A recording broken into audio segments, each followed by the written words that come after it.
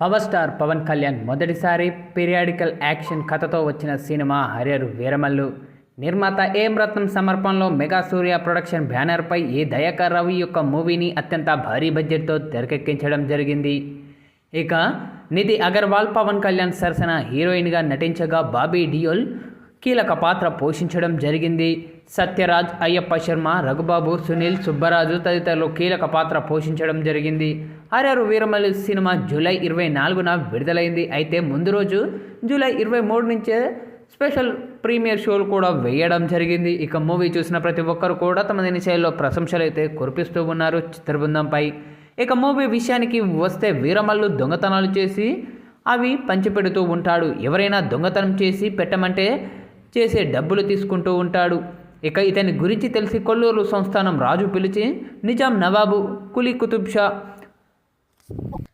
దగ్గరున్న వజ్రాలను కొట్టేయాలని అడుగుతారు. అదే సంస్థానంలో పంచమి తనను ఆ రాజు నుంచి కాపాడమని అడుగుతూ ఉంది. పంచమితో ప్రేమలో పడిన వీరమల్లు ఆమెను తప్పించడానికి వజ్రాలను కొట్టేయడానికి ప్లాన్ వేసి ఇందుకు సుబ్బన్న, అబ్బన్న, విస్సన్న, పఠాన్ల సహాయం కూడా తీసుకుంటాడు.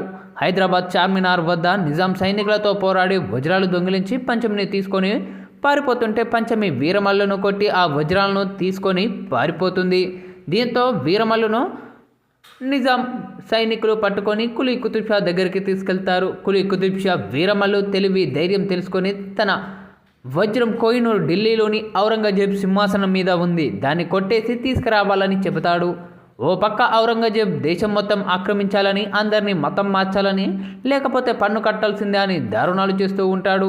ఇక మరి వీరమల్లు కోహినూర్ కోసం ఢిల్లీ వెళ్ళాడా? ఔరంగజేబ్కు వీరమల్లుకు గురించి ఎలా తెలిసింది? పంచమి వీరమల్ని ఎందుకు మోసం చేసింది అన్నది తెలియాలంటే ఈ యొక్క మూవీని వీక్షించాల్సిందే.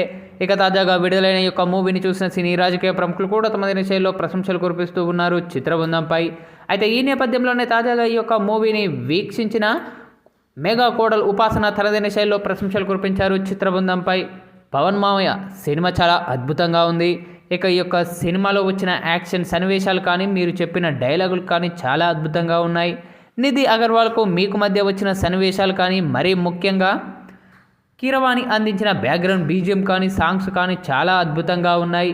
క్లైమాక్స్ సీన్ కూడా చాలా అద్భుతంగా అనిపించింది. పక్కా ఈ యొక్క మూవీ మరెన్నో రికార్డులను క్రియేట్ చేయాలని మనస్ఫూర్తిగా కోరుకుంటున్నాను అంటూ ఉపాసన చేసిన ఈ వ్యాఖ్యలు ఇప్పుడు సోషల్ మీడియా మాధ్యమాల్లో వైరల్ అవుతూ ఉన్నాయి.